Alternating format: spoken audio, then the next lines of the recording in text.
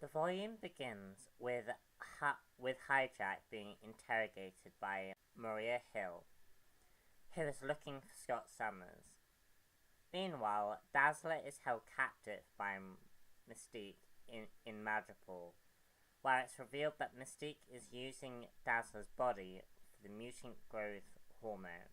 Scott Summers and Eva later talk, however, are interrupted by a new mutant in Chicago. They head there only to find a Sentinel who attacks them. The X-Men defeat them, with Scott declaring war on S.H.I.E.L.D.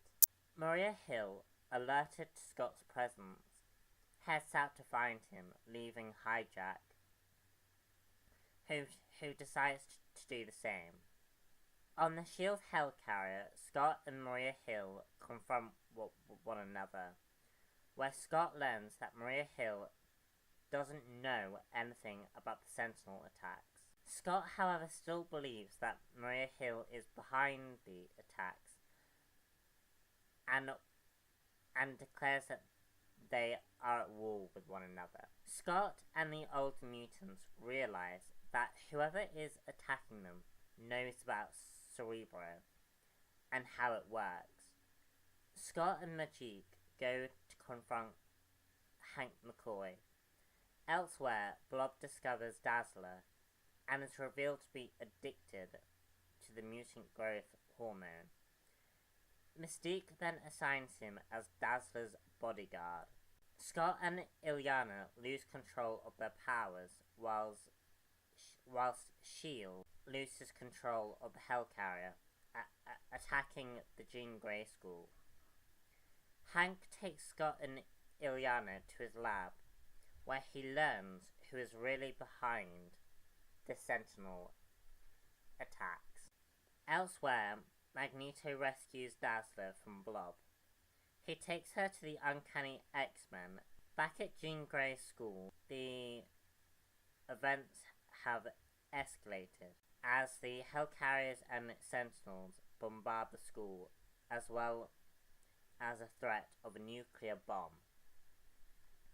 The mysterious attacker behind the Sentinels is revealed, leaving behind a string of revelations in his wake.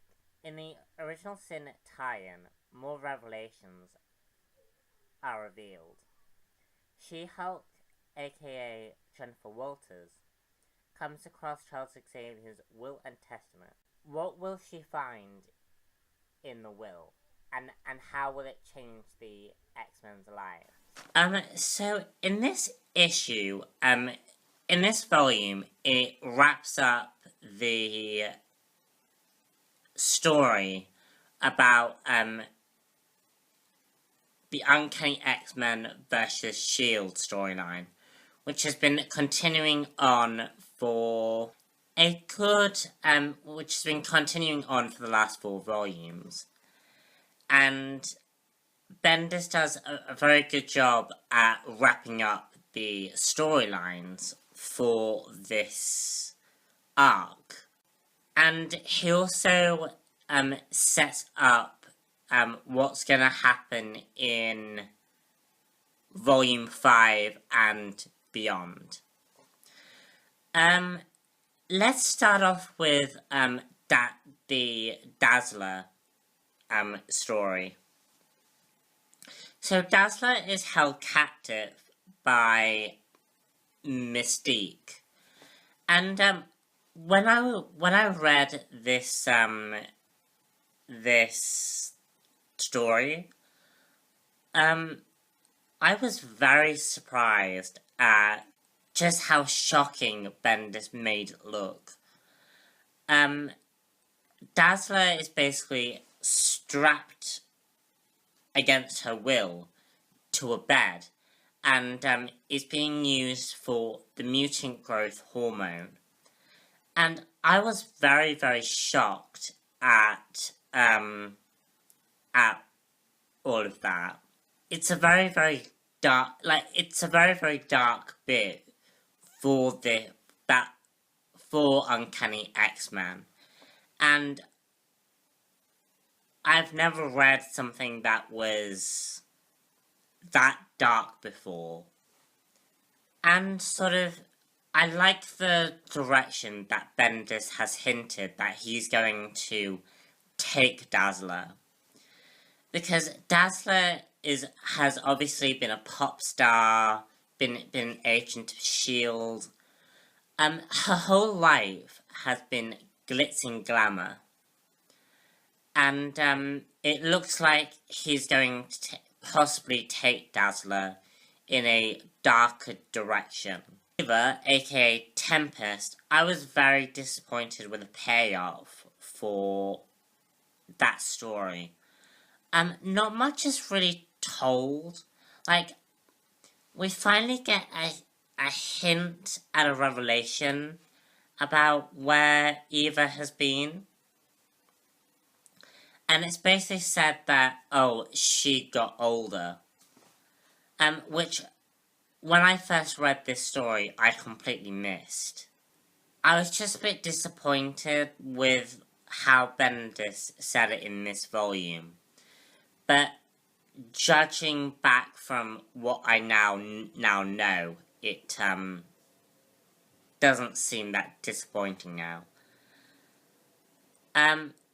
We finally get an end to the Mystique plot point that has been happening in Uncanny X-Men and All New X-Men. And it doesn't look like we're gonna get any more Mystique for a while. Mystique as a supervillain was very good. She certainly went in a very, very interesting direction. And I'm curious as to what will happen with her in the future. It's obviously hinted that she does have a child with both Charles Xavier and Wolverine. So I think we may possibly get a hint at that happening, but who knows? I just think Mystique was a very, very good villain for this series. The X-Men versus S.H.I.E.L.D. battle and story. It was very, very cool, and I liked the escalation that Bendis presented. And the pacing was really, really good for this book. However, I was a bit disappointed with the villain, that masked villain. I was very, very disappointed with who he ended up being. It just felt a bit too much of a cop-out, and I don't think we got a really good resolution to that character. As I said, it just felt like a cop-out. Magneto returns in the story. It's nice to have him back. Don't know what's happening with him. Finally, the tie-in for Original Sin. I liked it, other than the artwork, and I can't keep complaining about the artwork. I just have to accept that there are certain parts of the artwork that I'm not gonna like. I like it a bit better than the painted, dark artwork that we had in Volume 2. But in this artwork, it just made the characters feel old. However, with the story that was presented in Original Sin, it was very, very interesting. And we get to see a new direction for where Volume 5 is going to take us. Jennifer Walters in this story, aka She-Hulk, was really good. We get Now, the interesting thing about this book is we get a possible revelation that maybe Cyclops did actually kill Charles Xavier. It's implied that that was the case, and that Charles Xavier did die at the hands of Scott Summers. And I found that very, very fascinating. Sort of, maybe he did, maybe he didn't, but it's more leaning towards the fact that maybe he did. We don't get any more revelations about anyone else's original sins. But, yeah, all in all, I give this about a 4.5 out of 5. It was a very, very strong book, and I very much enjoyed the finale. And I look forward to Volume 5 of Uncanny X-Men. So, I'm Robin That's One here, and I shall see you all later for another comic book review.